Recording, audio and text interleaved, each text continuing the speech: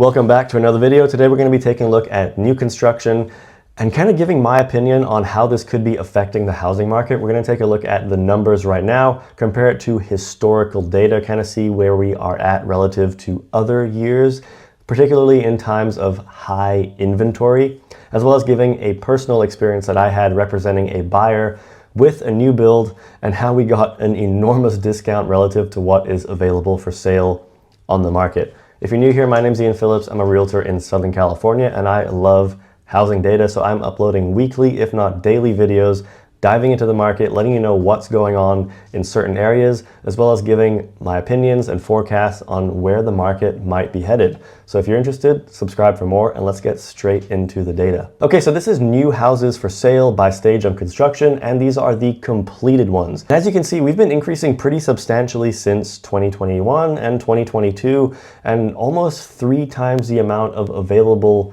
new builds are currently for sale. And looking back at historical times, and keep in mind these gray outlines are when we had periods of a recession. So this is the 2008 financial crisis. We had a recession shortly after the dot-com bubble, another one in 1990, and then we had this high inflationary recession in the late 80s, late 70s, and early 80s. So inventory for new builds right now is kind of at these same levels like we saw during this period of time when we are about to enter a recession. And typically what happens with new developments, new construction, is they build a lot of homes when the economy is doing very well, and then soon enough buyer demand starts to decline. Maybe it's because mortgage rates are going up.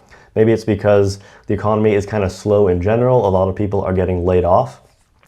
So builders tend to sit on a lot of inventory and stop building as much as they were, because they need to get those homes sold in order to start new developments. And that's basically what happens every time leading up to a recession. And the 2008 financial crisis, obviously the worst real estate crash in history, apart from the Great Depression that happened almost 100 years ago now. But the financial crisis, this was no different. We had a huge boom in available homes for sale as buyer demand started to decline. And then soon enough, when mortgage rates started getting slashed, when rates were nearing a very, I think it was like 3.5%, 4% during the financial crisis, it started to free up the market. More buyers slowly started stepping in as the economy started to recover. But at the same time, builders were no longer building because they were concerned that their available homes for sale were not going to get sold. So they basically put a hold on a lot of building until it gets sold, and that's why this huge decline starts. And back here in 2013, we started another increase, and then we had the pandemic that crashed the market in 2020, but only for a short period of time. And shortly after that, we all know what happened to existing homes. They've been skyrocketing ever since then. So builders said, hey, we need to get in on this action. So they started building more homes. And now we're at these levels right now where builders haven't seen this amount of completed unsold homes since 2009. So we're going to take a look at kind of what's been going on with existing home sales and new home sales. So new home sales, 743,000 units were sold last month. And that's been kind of stable for the last couple of years. You can see the historic average is around this level pre-pandemic. 2019 era, 2017, a little less. But we had this huge boom when interest rates were 2.5%, 3% to buy a house, and it has started declining ever since. But the decline of new home sales relative to existing home sales, which is this chart right here, is not as bad. You can see existing home sales, although it is 4 million homes getting purchased every month on average for the last few years, if you look at the pre-pandemic levels, it's, 5 million homes getting purchased every month, sometimes 6 million homes, 5.6 million homes getting purchased on a monthly basis. So we are well below the historic average of existing home sales, even though inventory has increased drastically. So this narrative of inventory isn't really available, it doesn't exist anymore. There are a lot of homes on the market. Inventory is up roughly 3x in the last 3 years. So a lot of this is really due to buyer demand. And now I want to talk about an experience I had representing a buyer with a new build, and why new builds are a huge discount and how this could impact you as a buyer and potentially a seller if you're near a development of new construction. So I had these clients who were looking at homes on the market for between $1.5 and $1.7 million. And a lot of what was available wasn't that great, fairly small square footage. So I said, let's go take a look at some new builds. So exact same square footage, roughly 2,200 square feet. The home we got was $1.25 million. So a $200,000 to $300,000 discount on a new construction relative to an existing home on the market. And what made it even better is, yeah, purchase price significantly lower, but I got them to get a builder incentive of $60,000, which covered all their closing costs, got them free solar panels, as well as enough left over to buy down their mortgage rate. On top of that, this home was already fully upgraded. It had upgraded floorings, upgraded countertops, upgraded backsplash.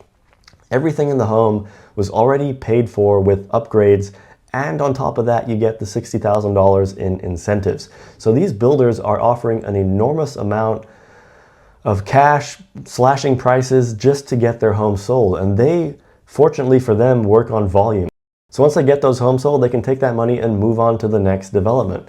And sellers in this area of new construction, they are going to struggle to get their house sold because, one, they bought it at high values for the last 2-3 years, and two, they are now competing with builders selling a similar home to them at a huge discount.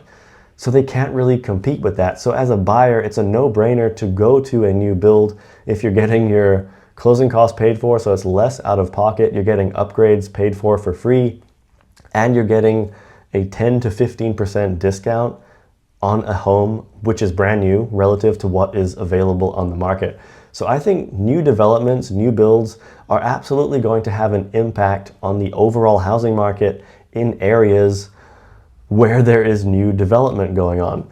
Now, I live in Southern California, so a lot of the cities here aren't really able to build new homes. There's just not enough land available. But the handful of cities that are building homes, sellers are having a very hard time competing with new developments. And as a result, they're going to have to cut prices if they want to get their home sold because they can't pay for all their closing costs. Sure, they could have a credit toward the buyer, but a $60,000 credit is huge for a seller to pay for from the equity of their house. So I think it is absolutely going to have an impact on the housing market. And as a buyer, you need to be paying attention to future potential developments, future potential construction in the areas that you are looking for, because you don't want to be in a situation like sellers are right now, unfortunately, competing against new construction. So you need to be aware of if there's any planned developments around, if the city has a lot of land available to expand neighborhoods and build homes, because it could impact your ability to sell your home in the future, which in turn will impact the equity that you can gain from holding your house long term.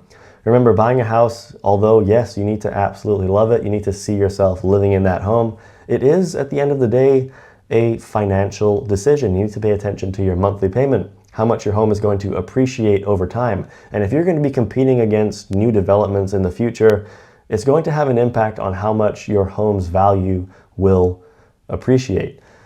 Now, as far as new construction causing a housing correction, housing crash, I think it's largely going to be location dependent and dependent on the supply and demand in the area of those new builds. Places like Texas and Florida, where inventory has been skyrocketing for the last few years, it's absolutely going to have an impact, because if buyers are in fact in the market, they're going to be looking for discounts, and new builds are offering those discounts right now. But California, inventory hasn't even surpassed pre-pandemic levels. So we're still below the historic average, and there's less space, less permits available for new developments. And builders have been pulling out of California because of the difficulties surrounded by building homes.